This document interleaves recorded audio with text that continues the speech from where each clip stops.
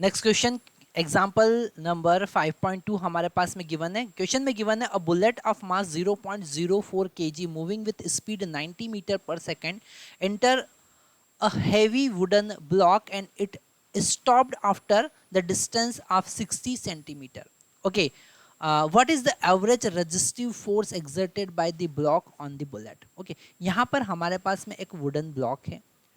एक wooden block हमारे पास में है और उस वुडन ब्लॉक मान लेते हैं ऐसा कोई वुडन ब्लॉक है।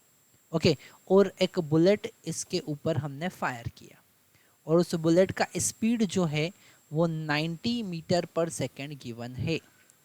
ओके, तो ये 90 मीटर पर सेकेंड की स्पीड से यहाँ पर एंटर होता है और उसके बाद ये 60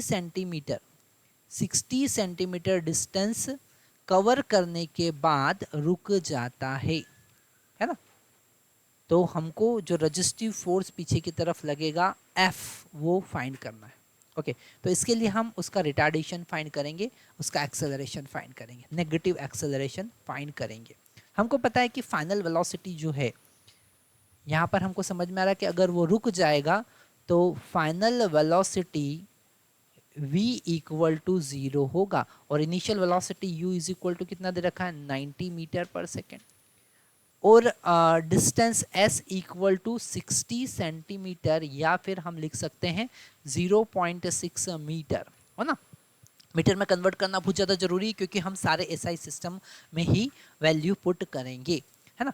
तो यहाँ पर अगर हम third equation of motion use करें, that is v square is equal to u square plus 2as, third equation हम यहाँ पर यूज़ कर रहे हैं, तो फाइनल वेलोसिटी तो 0 है, इनिशियल वेलोसिटी तो 90, तो 90 का स्क्वायर हो जाएगा प्लस 2, a का वैल्यू हमको फाइंड करना और s का वैल्यू कितना है, s का वैल्यू है 0.6, है ना। तो इस वाले टर्म को अगर हम नेगेटिव साइड लेके जाएंगे तो हमको मिलेगा 2a इंटू 0.6 इक्वल टू 9 और इस माइनस और 90 का स्क्वायर करेंगे तो हमको मिलेगा 8100, है ना। तो acceleration a is equal to हो जाएगा -8100 डिवाइडेड बाई 2 इंटू 0.6।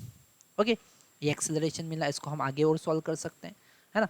इसमें हम इस पॉइंट को हटाकर ऊपर एक और 0 लगा सकते हैं, तो ये 81 और 00 की जगह 000 हो जाएगा डिवाइडेड बाय 2 इंटू 6 हो जाएगा। अब हम 3 से इसे कैंसिल करते हैं तो ये 3 2 जा हो जाएगा और ये 3 हम लिख सकते हैं 3 2 जा और बचा यहाँ पर 2, तो 3 7 जा और हम यहाँ पर 3 0 फिर से लगा देंगे।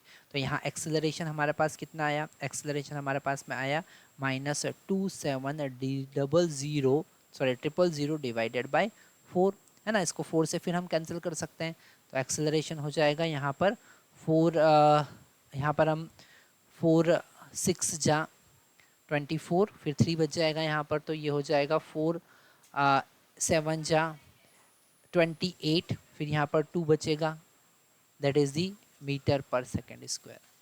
और यहाँ पर अगर हमको फोर्स फाइंड करना है तो हम लिखेंगे मास इनटू एक्सेलरेशन, है ना। तो मास का वैल्यू यहाँ पर गिवन है 0.04 इंटू 67, है ना। या फिर हमारे पास में जो पहले आंसर आया था यहाँ पे 4 से कैंसिल करने के पहले, तो हम लिखेंगे 27000 डिवाइडेड बाई 4, है ना।